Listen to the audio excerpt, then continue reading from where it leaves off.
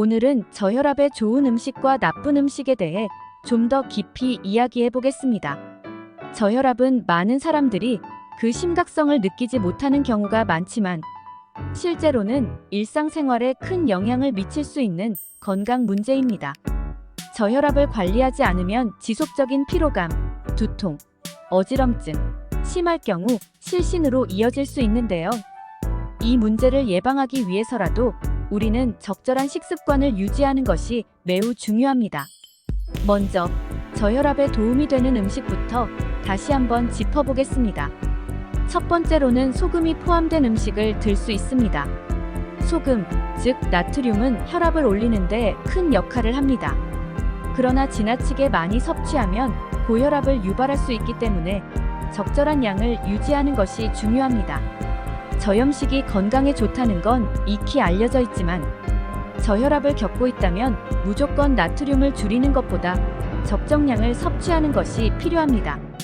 두 번째로는 수분 섭취입니다. 물을 충분히 마시는 것은 저혈압을 관리하는 데 필수적입니다.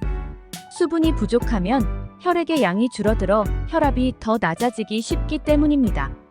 특히 여름철이나 운동 후에는 수분 손실이 많아지기 때문에 물을 충분히 마시는 습관을 들이는 것이 중요합니다.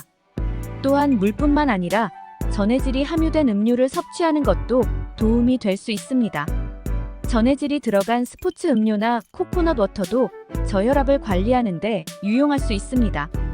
세 번째로는 칼륨이 풍부한 음식을 섭취하는 것이 좋은데요.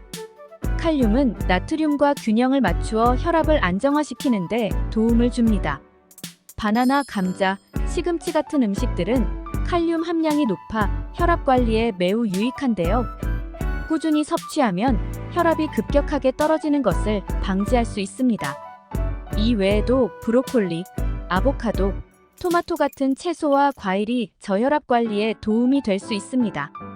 서울대학병원 김민수 내과 교수의 말에 따르면 저혈압 환자들은 나트륨 섭취를 적정량으로 유지하고 칼륨이 풍부한 음식을 꾸준히 섭취하는 것이 혈압 안정화에 크게 도움이 된다고 합니다. 또한 수분 보충은 저혈압 환자들에게 특히 중요하며 충분한 수분 섭취가 저혈압 증상을 완화시킬 수 있다는 설명도 덧붙였습니다. 이번에는 저혈압의 나쁜 음식에 대해 살펴보겠습니다. 첫 번째로 피해야 할 음식은 알코올입니다. 알코올은 혈압을 일시적으로 떨어뜨리는 역할을 하기 때문에 저혈압 환자들에게는 매우 해로울 수 있습니다.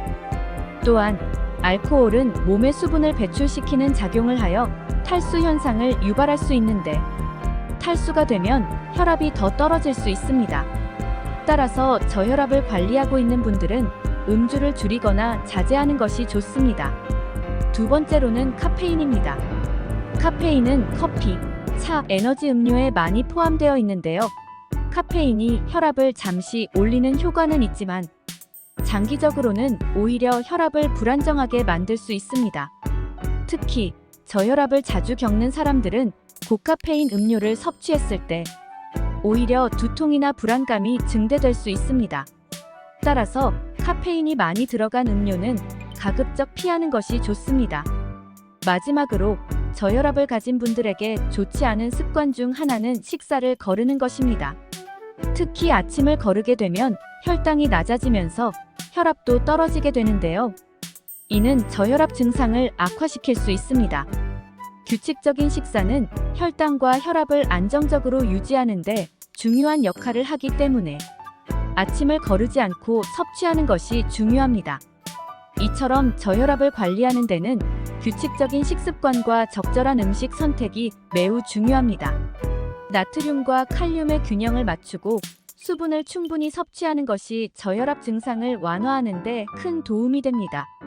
반면 알코올과 카페인은 혈압을 불안정하게 만들 수 있으니 주의해야 합니다. 이 영상이 도움이 되셨다면 구독과 좋아요, 알림 설정을 부탁드립니다. 감사합니다.